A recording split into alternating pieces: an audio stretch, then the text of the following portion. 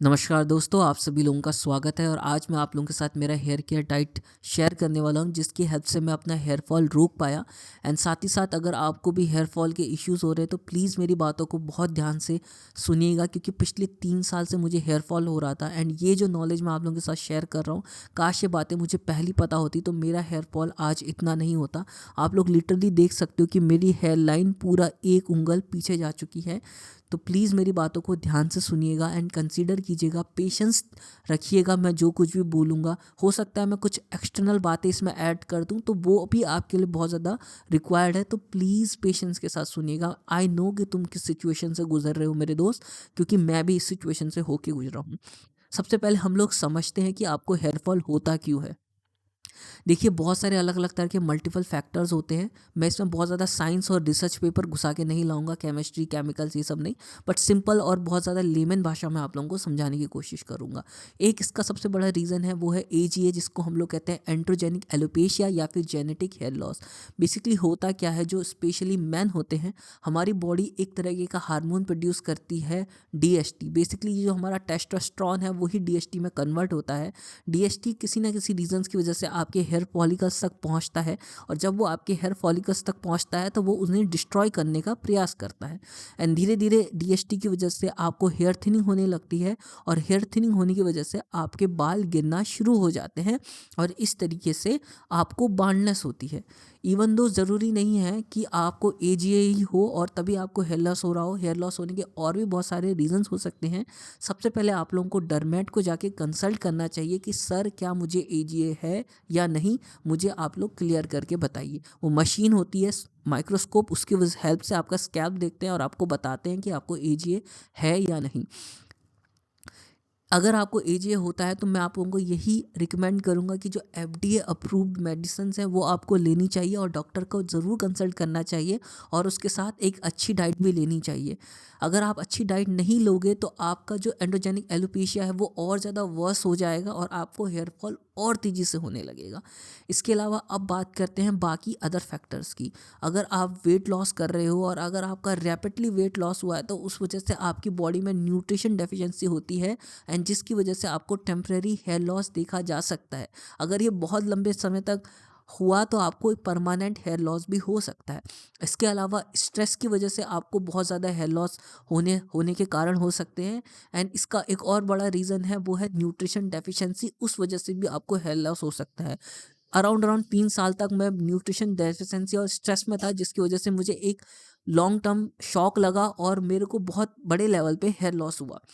इसके बारे में हम लोग और भी डेफिनेट बात करेंगे। और अदर क्या रीज़न हो सकते हैं आपके हेयर लॉस के, वो हो सकता है आपको हार्मोनल डिसबैलेंस हो। जैसे लड़कियां होती हैं उनमें पीसीओएस जैसी प्रॉब्लम्स होने लग जाती है, जिस वजह से उनके फेस में हेयर उग जाते हैं एंड उन्हें हेयर लॉस की प्रॉब्लम होती है। प्रेग्नेंट वुमेन्स को भी हेयर लॉस की प्रॉब्लम होती है।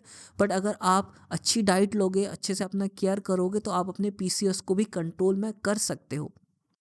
इसके अलावा और भी बहुत सारे रीजंस हो सकते हैं। जब किसी पर्टिकुलर विटामिन की डेफिशिएंसी की वजह से तो हेयर लॉस होता ही है, बट जब बहुत ज़्यादा वो विटामिन बढ़ जाता है तभी भी आपको हेयर लॉस हो सकता है। फॉर एग्जांपल, जब विटामिन ए बहुत ज़्यादा बॉडी में बढ़ जाता है तो उससे आपको हेयर लॉस की प्रॉब्लम हो सकती है। तो चलिए, और भी बहुत सारे फैक्टर्स हैं जिनकी वजह से आपको हेयर लॉस हो सकता है। जैसे कि आपका जो जगह में रह रहे हैं वहाँ का पानी बहुत घटिया हो। लोग कहते हैं कि पानी वानी कुछ मैटर नहीं करता, but it matters. Even though yes it is true, बहुत सारे लोगों का जो मेन रीज़न है, कॉज है, वो एजीए है। बट पानी जो है आप यूज़ कर रहे हो वो गंदा है, आपका एयर क्वालिटी है वो बहुत गंदा है, जिस वजह से आपको जो बॉडी है उसमें ऑक्सीजन का जो ब्लड फ्लो है वो अच्छे से नहीं हो पा रहा है। एंड और भी बहुत सारे रीज़न हो सकते हैं। आप डायरेक्ट सनलाइट में जाते हो, आपका मल्टीपल रीज़न हो सकता है। आपका हेयर केयर रूटीन अच्छा नहीं है, वो भी एक बहुत बड़ा रीज़न हो सकता है। आपको डैंड्रफ हो रहा है, वो भी एक बहुत बड़े रीज़न है। कुछ एक्सटर्नल रीज़न जैसे कि एयर क्वालिटी और पानी जैसी चीज़ें हो गई, वो आप कंट्रोल नहीं कर सकते हो, क्योंकि वो तो सरकार ही बदल सकती है। एंड सरकार तो लोगों को फ्री वाइज बांटने में बिजी है, तो वो आपकी जैसे टैक्स पेयर्स जो है, जो डायरेक्टली टैक्स पे करे या इनडायरेक्टली टैक्स पे करे, स्पेशली मिडिल क्लास, उनके बारे में ज़्यादा सोचती नहीं है। उन्हें अपने वोट से मतलब है, चाहे वो कोई भी गवर्नमेंट हो। और अभी आपने अगर रिसेंट रिपोर्ट पढ़ी होगी तो वर्ल्ड की टॉप पॉल्यूट सिटीज़ में सारी की सारी टॉप सिटीज़ में मोस्टली इंडियाज़ की ही सिटीज़ हैं। तो मैं आप मेरे सभी फेलो इंडियंस को बधाई देना चाहूँगा कि हम वर्ल्ड के टॉप पोल्यूटेड सिटीज़ में रहते हैं। Wow, that's a great achievement. Anyway, इस बारे में हम लोग कुछ ज़्यादा कर नहीं सकते हैं। एंड या बाकी चलिए, अब हम लोग अपने मेन मुद्दे पे आते हैं कि हेयर लॉस वाले। तो सबसे पहले अब हम लोग बात करते हैं डाइट। अब आपको डाइट कैसे लेनी है? डाइट आपको पता तब चलेगी जब आपको पता होगा कि आपकी बॉडी में डेफिशिएंसी किसी चीज़ की है। फॉर एग्जांपल, सबसे पहले आपको अपना ब्लड टेस्ट कराना है, जिसे हम लोग कहते हैं फुल बॉडी ब्लड टेस्ट, जिसमें आपकी बॉडी के हर एक चीज़ जो है, जैसे कि विटामिन्स हो गया, कैल्शियम हो गया, जिंक हो गया, आयरन हो गया, आपकी गट हेल्थ हो गई, आपका जो लिवर होता है, आपकी जो किडनी होती है, उसकी जो हेल्थ है, उसकी कंडीशन क्या है, उसके बारे में आपको एक ओवरऑल आइडिया मिल जाता है। और उस हिसाब से फिर आपको हमेशा अपना डाइट प्लान तैयार करना होता है। तो आप बेसिकली किसी गवर्नमेंट हॉस्पिटल में जाकर के डॉक्टर को बोल सकते हो कि आपको फुल बॉडी टेस्ट करवाना है, एंड फ्री में आपका फुल बॉडी टेस्ट हो जाएगा। एंड डॉक्टर उस हिसाब से आपको जो इंपॉर्टेंट सप्लीमेंट्स हैं, जिनकी डेफिशिएंसी आपकी बॉडी में बहुत ज़्यादा है, वो आपको रिकमेंड करेगा। या फिर आप किसी प्राइवेट हॉस्पिटल में भी जाकर के ये सब करवा सकते हो, एंड वो आपको उस हिसाब से सप्लीमेंट्स रिकमेंड कर देंगे। बट आपको उन सप्लीमेंट्स के ऊपर कंप्लीटली रिलाई नहीं करना है, आपको अपनी डाइट के ऊपर भी ध्यान देना है। आपको अमेरिकन नहीं बनना सो कॉल्ड, आपको इंडियन बनना है, और आपको आपकी डाइट के हिसाब से चीज़ें बदलनी है। मैं ऐसा क्यों कह रहा हूँ? क्योंकि जो ये सप्लीमेंट्स होते हैं, अगर आप विदाउट डॉक्टर के प्रिस्क्राइब के लो और या बहुत ज़्यादा अमाउंट में लेना शुरू करो, तो इसके नुकसान भी होते हैं। बहुत ईजी है, जो भी डॉक्टर आपको कोई सप्लीमेंट आपको देता है, आप सिंपली इंटरनेट पे जाकर के उस सप्लीमेंट के बारे में थोड़ा सा रिसर्च करोगे तो आपको उसके फ़ायदे और नुकसान दोनों ही दिखेंगे।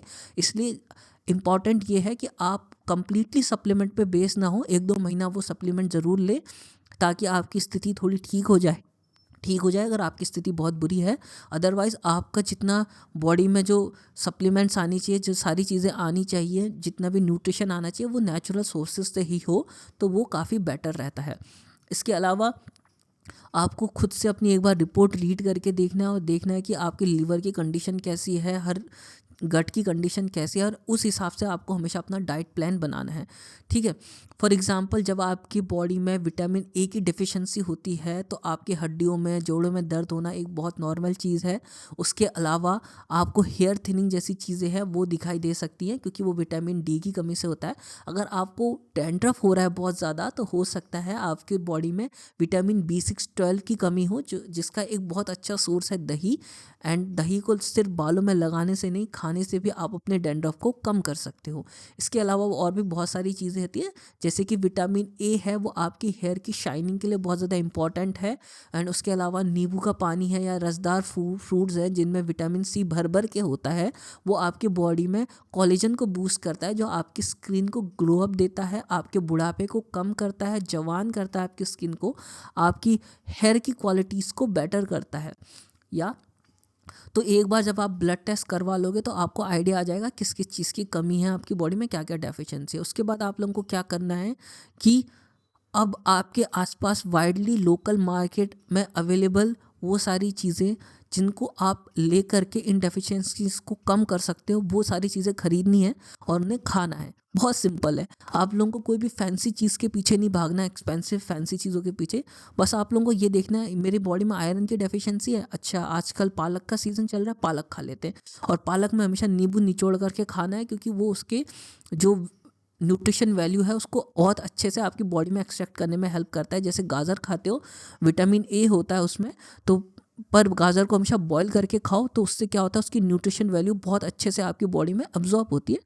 पर आपको इतना ज़्यादा साइंस के पीछे नहीं जाना है, मैंने आपको इतनी चीज़ें डिटेल में बता दी हैं, बट इतना नहीं जाना है। स्टार्टिंग में आपको बहुत सिंपल करना है, वो चीज़ें जो मार्केट में आपके आसपास वाइडली अवेलेबल हैं, जो आपकी इन चीज़ों की डेफिशिएंसीज को कम कर सकती है, उसको डाइट में लेना शुरू कर देना है। एंड जब एक बार आपकी हैबिट बन जाएगी, फिर जो जो चीज़ें मैंने बताई उसको आप ले सकते हो, क्योंकि एक बार में इतना सब कुछ आप करोगे तो आपको भी लगेगा इतना ज़्यादा एफर्ट, इतनी ज़्यादा मेहनत, और आप बर्नआउट फील करोगे, क्योंकि मैंने भी एक साथ इतना कुछ स्टार्ट नहीं किया।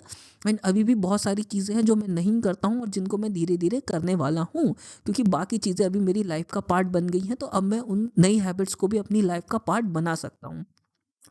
अब मैं बात करता हूँ मेरा हेयर केयर रूटीन क्या है, मेरा हेयर केयर डाइट क्या है। ओके, तो मॉर्निंग में सबसे पहले उठ करके, क्योंकि मेरा थोड़ा गट सेंसिटिव पर्सन हूँ, कभी मैं अजवाइन का पानी पी लेता हूँ मॉर्निंग में, कभी मैं जैसे मुझे एसिडिटी वगैरह हो गया या कुछ मेरे को लग रहा है कि गैस की प्रॉब्लम हो रही है, तब अजवाइन का पानी पी लिया। पेट खोलने के लिए अजवाइन का पानी पी लिया, या फिर हेयर के लिए मेथी का पानी, और किडनी के लिए आपके मेथी का पानी बहुत अच्छा होता है तो वो पी लिया कभी किसी दिन। कभी किसी दिन कोलेजन बूस्ट करना है तो नींबू का पानी पी लिया, वो बहुत अच्छा है आपकी हेयर के लिए, स्किन के लिए। आप लोग मेरी स्किन देखो, काफ़ी सही लग रही होगी अभी। अगर आप मेरे को 4 महीने पहले देखते तो आप कहते कोई 50 साल का बुढ़ा आदमी है, इतनी बुरी हालत थी मेरी। तो तो इस तरह की एक मॉर्निंग में कोई भी अच्छी ड्रिंक ले लेता हूँ मैं। उसके बाद फिर नाश्ते में दही के साथ कभी कोई सैलेड बना लिया, फ्रूट सैलेड। ठीक है, आसपास मार्केट में जो भी फ्रूट मिलता है सस्ता सस्ता प्राइस में, जो सीजनल फ्रूट है उनको ले आए, और 2-3 अलग अलग तरह के फ्रूट, और उसको सैलेड बना करके खा लिया। कभी दही के साथ खा लिया, कभी ऐसे ही खा लिया। उसके बाद दिन में मैं खाने में, अगर आप मैं पूछोगे तो थोड़ा मैं कार्ब्स को कंट्रोल में रखता हूँ। बहुत ज़्यादा कार्ब्स नहीं लेता हूँ, क्योंकि कार्ब्स क्या होता है वो ना आपकी भूख को मार देता है, एंड बहुत जल्दी कार्ब से पेट भर जाता है। एंड सिर्फ कार्ब नहीं ले सकते हो, मेरा डाइट बहुत बैलेंस रहता है। थोड़ा सा राइस एक कटोरी में, फिर दाल ले लिया, उसमें हल्का फुल्का प्रोटीन आपको मिल जाता है, बाकी स्किन के लिए बहुत अच्छा है दाल वगैरह। एंड एक कटोरी दाल ले ली, फिर सैलेड ले लिया, और दही दही के साथ कभी सैलेड बना लिया। बीट रूट सैलेड बना के खाता हूँ मैं, बहुत अच्छा होता है वो दही के साथ। एंड सैलेड में क्या करता हूँ, छौंका लगाता हूँ मैं, कड़ी पत्ता डाला आपका, और मार्केट में जो आसपास अवेलेबल सस्ते सस्ते सीड्स मिल जाते हैं बहुत सारे, उन सीड्स को डाल करके उसका छौंका बना लेता हूँ। सनफ्लावर सीड हो गया, या फिर एक सनफ्लावर सीड तो मैं लेता हूँ शायद। एक सीड है जो बहुत अच्छा होता है, पम्पकिन सीड उसको बोलता है। आप उसको अपनी डाइट में कंसिडर कर सकते हो, पर मैं नहीं लेता क्योंकि मेरी एरिया में वाइडली अवेलेबल नहीं है और बहुत एक्सपेंसिव है। उसके अलावा मैं बाकी चीज़ों को के थ्रू अपनी डाइट को मैनेज कर रहा हूँ मैं। ऐसा नहीं है कि बहुत ज़्यादा फैंसी चीज़ों के पीछे भाग रहा हूँ, अवाकाडो के पीछे, और नहीं। जो फूड अवेलेबल है और मुझे पता है कि किससे मुझे क्या मिलेगा, कितनी मात्रा में मिलेगा, वो मैं अपनी डाइट में इंक्लूड करता हूँ। फिर इस तरीके से प्रोटीन के लिए मैं थोड़ा बहुत पनीर ले लिया या दही ले लिया, तो दही बहुत अच्छा सोर्स है प्रोटीन का। ठीक है, तो इस तरीके से कार्ब्स आ गए, फाइबर आ गया, सब्जी ले ली थोड़ा बहुत, और सैलेड ले लिया कभी, तो वो फाइबर का सोर्स हो जाता है। एंड इस तरीके से मेरा एक ओवरऑल डाइट तैयार हो जाता है, जिसमें कंप्लीट न्यूट्रिशन मेरे को मिलता है। उसके बाद रात को मैं क्या करता हूँ, शाम के टाइम कभी कुछ नट्स वगैरह लेने हो तो वो ले लेता हूँ। एक्चुअली क्या होता है, कई लोगों को कई चीज़ें सूट नहीं करती। फॉर एग्जांपल हो सकता है आपको बादाम सूट ना करता, बादाम सूट नहीं करता, अखरोट खा लो, कुछ और खा लो। अगर फिर भी ये चीज़ें सूट नहीं करती तो, जैसे कई लोगों को क्या होता है, बादाम खा के दाने आ जाते हैं ना, तो आप लोग क्या कर सकते हो, क्योंकि वो आपका गट रिजेक्ट कर रहा है, तो उसका एक ऐसी चीज़ ढूंढो जिसको आप बादाम के साथ ले सकते हो, और उसके बेनिफिट भी आपको मिल जाए और आपको साइड इफ़ेक्ट भी ना हो। फॉर एग्जांपल कई लोगों को, जैसे कई लोग केले खाते हैं ना, तो मैंने ये डिस्कवर किया, केले से मेरे को दिक्कत होती थी, थोड़ा बहुत गट की प्रॉब्लम हो गई या दाने वाने आना, और होता है कई लोगों को, क्योंकि कई बार आपकी बॉडी गर्म हो जाती है। तो मैं ना केला कभी भी जब लेता हूँ ना, तो मैं उसको दही में डाल करके मैश करके लेता हूँ। इससे क्या होता है, जो केला है वो जो उसकी जो प्रॉपर्टीज़ हैं जिसकी वजह से मुझे ये प्रॉब्लम आ रही थी गट वाली वो उदासीन हो जाती है, क्योंकि दही आपकी गट के लिए बहुत अच्छा है, एक गुड बैक्टीरिया है। एंड केले में आपको दुनिया भर का पोटेशियम मैग्नीशियम मिल रहा है, वो मेरी बॉडी में भी जाएगा, पोटेशियम मैग्नीशियम भी जा रहा है, दही उसको उदासीन भी कर दे रहा है, अच्छी चीज़ें भी जा रही हैं। तो मैं इस तरीके से चीज़ें करता हूँ, बट आपको इतना ज़्यादा डेप्थ में नहीं जाना। पहले आपको अच्छी अच्छी चीज़ें लेनी है, खानी है, जो आपकी बॉडी को सूट करे, एक हैबिट बन जाए, तो फिर आप इन चीज़ों के ऊपर थोड़ा थोड़ा करके एडवांस में शिफ्ट कर सकते हो। एंड रात की डाइट की बात करें, सिर्फ 2 रोटी लेता हूँ मैं। कार्ब्स मैं कम कर रहा हूँ क्योंकि मेरे को वेट लॉस करना है, साफ बात है, तो 2 रोटियाँ लेता हूँ। उसके साथ सब्ज़ी कोई भी जो बनी है फाइबर वाली, अच्छी फाइबर वाली सब्ज़ी, फिर सैलेड ले लिया रात को, और उसके साथ प्रोटीन का कोई भी सोर्स, जैसे सोया चंक्स वगैरह ले सकते हो, दूध ले सकते हो, दही ले सकते हो अगर आप वेजिटेरियन हो। नॉन वेजिटेरियन हो तो सबसे अच्छा और सस्ता सोर्स आपके पास अंडा है। अंडे को कभी कच्चा और रॉ नहीं खाना मेरे दोस्त। अगर बालों में चाहते हो उसका न्यूट्रिशन जाए, तो उसे हमेशा बॉईल करके या आमलेट बना करके कम ऑयल में खाओ, आपको बहुत बेनिफिट मिलेगा। उसमें ओमेगा 3 है, उसमें प्रोटीन है प्रॉपर, उसमें हेल्थी फैट्स हैं, और भी बहुत सारी चीज़ें हैं उसमें। वो प्रोटीन है जो आपके बालों को चाहिए, उसमें केराटिन है यार, वो इतना अच्छा होता है आपके बालों के लिए। तो आप इस तरीके से आप 2 अंडे ले लो, और इस तरीके से कंप्लीट डाइट बना करके खा लो। तो इस तरीके से ये मेरा कहीं ना कहीं डाइट का रूटीन होता है। एंड आप लोग सोच रहे होंगे इसने तो बहुत ज़्यादा प्रॉपरली डाइट कुछ बताया नहीं। देखो, मेरा पर्पस आपको प्रॉपर डाइट बताना नहीं था, और न्यूट्रिशंस की और यूट्यूबर्स की तरह, इन्फ्लुएंसर्स की तरह। मेरा पर्पस था आपको गाइड करना कि आपको अपनी लिए कैसे और क्या करके डाइट चूज़ करनी चाहिए। अब मैंने आप लोगों को गाइड कर दिया, अब आप लोग अपना ब्लड टेस्ट करवाओ, डेफिशिएंसीज़ को देखो और उस हिसाब से डाइट को तैयार करो। एंड मैं पहले ही बोल दे रहा हूँ, अगर आपको इफ़ेक्ट 1 महीने तक कोई नहीं दिखेगा, खुद आयुर्वेदा कहता है अगर आप कुछ अच्छा खा रहे हो, कुछ बॉडी में ले रहे हो, तो उसका इफ़ेक्ट आपको उसके 45 दिनों के बाद दिखता है। तो यानी कि जब आपको 1.5 महीना हो जाएगा तो आपको चेंज देखने को मिलेगा। कोई बंदा है जिसकी बॉडी में बहुत कुछ बहुत जल्दी जल्दी बॉडी में लग जाता है, अच्छी चीज़ें बहुत जल्दी आपकी बॉडी ले लेती है, बहुत अच्छे से न्यूट्रिशन को अब्जॉर्ब करते हैं, तो हो सकता है आपको 2 हफ्ते में ही अंतर दिखना शुरू हो जाए। बट मैं कह रहा हूँ कि 1 महीना तो मिनिमम मान के चलो। तो आपको हार नहीं माननी है और आपको कांस्टेंट डाइट को फॉलो करते रहना है, क्योंकि इतने सालों से आप अपनी बॉडी को अब्यूज़ करते आ रहे हो। 2 महीने में कुछ नहीं हो सकता। मुझे रिकवर होने में 5-6 महीना लग गया, अभी मेरा हेयर लॉस कम्प्लीटली रुक चुका है। एंड अब मैं अपनी न्यू हेयर ग्रोथ की जर्नी में हूँ, जिसके ऊपर मैं जल्दी ही वीडियो बनाने वाला हूँ कि मैं क्या करने वाला हूँ, मेरे क्या प्लान्स है। 1-2 दिन से मैं भी बहुत ज़्यादा लापरवाह हो गया हूँ, कभी कभी डाइट आपका मिस हो सकता है and it is okay, completely fine. Panic नहीं करना, मेरा खुद 2-3 दिन से डाइट मिस हो रहा है, जब से मैंने देखा है मेरा हेयर लॉस रुक गया है। एंड मैं बाहर की चीज़ें अवॉइड करता हूँ, पर कभी कभी मैं खा लेता हूँ। ऐसा कुछ नहीं है कि मैं बिल्कुल नहीं खाता, बट मैं कम खाता हूँ। शुगर तो मैं बहुत ज़्यादा अवॉइड करता हूँ, जितना हो सके कम। एंड अपना खाना मैं खुद ही बनाता हूँ। दिस इज़ अ वेरी वैसा वाला थिंग। लोग कहेंगे नहीं नहीं पेरेंट्स और ये एंड वो, ठीक है पेरेंट्स आपसे प्यार करते हैं, बट वो न्यूट्रिशन और ये सब चीज़ें नहीं समझते हैं। वो उस जनरेशन से आते हैं जहाँ पे सर्वाइवल ऑफ द फिटेस्ट वाला सेज था। और one of the other thing is that कि खाना सिर्फ पेट भरने के लिए खाया जाता था, क्योंकि लोगों के पास ये सब चीज़ें हुआ ही नहीं करती थी, उनके पास नॉलेज ही नहीं थी। और नॉलेज क्या, उनके पास ऑप्शन ही नहीं था कुछ अच्छा खाने का इन रियलिटी।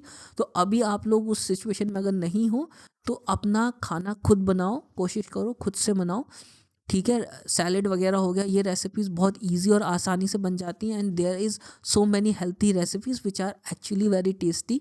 एंड अगर आपको उसके ऊपर वीडियोस चाहिए तो प्लीज़ कमेंट डाउन, मैं एक प्रॉपर व्लॉग बना करके आप लोगों को दे दूंगा, रिप्रेजेंट कर दूंगा। एंड अगर कोई भी आपकी समस्या है, कोई भी प्रॉब्लम है, तो कमेंट में आप लोग प्लीज़ मुझे बताइए। Comments are already open. And मैं हमेशा कहता हूँ, इंटरनेट में आपको कोई नहीं जानता, कोई नहीं पहचानता, आप अपनी प्रॉब्लम यहाँ पर सबके साथ शेयर कर सकते हो। एंड अगर आपको एंड्रोजेनिक एलोपेशिया है तो please go to a dermat.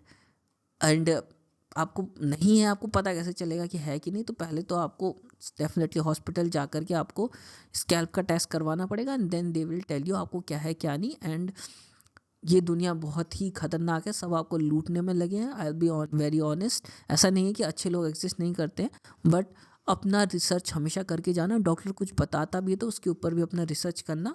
And you can't trust any one at all. And मेरी कही हुई बातों को भी आप ज़रूर क्रॉस वेरीफाई करिएगा, क्योंकि मैं हो सकता है कि शायद कुछ गलत बोल जाऊं, कभी कभी होता है। बट मैं हमेशा कोशिश करता हूं कि मैं ऐसी बात बोलूं ही ना जिसके बारे में मुझे आइडिया ना हो। एंड अगर मैं कुछ बोल रहा हूं तो मुझे उसका आइडिया है एंड तभी मैं बोल रहा हूँ। पर कभी कभी बातें ऊपर नीचे हो जाती हैं। I am not perfect, but जितना अभी तक मैंने एडवाइस दिया है उसमें मैंने कुछ भी गलत नहीं बोला है, जहाँ तक मुझे नॉलेज है, क्योंकि मैंने बहुत सारी रिसर्च पेपर और बहुत कुछ पढ़ा है इसके पीछे। अपनी स्टोरी कभी किसी और दिन शेयर करेंगे। फ़िलहाल के लिए धन्यवाद। एंड प्लीज़ कमेंट में अपनी प्रॉब्लम लिखें एंड जो कुछ भी है। एंड अगर आपको वीडियो अच्छा लगा तो वो भी आप लोग लिखें एंड मुझे बताएं। एंड प्लीज़ रिकमेंड करें कि मैं किस चीज़ के ऊपर और वीडियोस बना सकता हूँ। प्लीज़ इस चैनल को सब्सक्राइब करें, वीडियो देखें और लाइक करके या फिर वीडियो देख करके प्लीज़ चले मत जाइए, क्योंकि मुझे भी आप लोगों के सपोर्ट की ज़रूरत है। मैं I am a very crazy lazy person. जब आप लोग सपोर्ट करते हो, लाइक करते हो, स्पेशली जब कमेंट करते हो, जब अप्रिशिएशन मिलता है, तो कहीं ना कहीं मुझे हेल्प करता है इस तरह की और वीडियोस को बनाने के लिए, मोटिवेट करता है, क्योंकि मुझे इसकी बहुत ज़्यादा ज़रूरत है। बिना मोटिवेशन के मैं काम करने वालों में से नहीं हूँ। I will be very very honest. So thank you so much guys for watching this. I hope you like it. Please subscribe, comment. Love you all. धन्यवाद।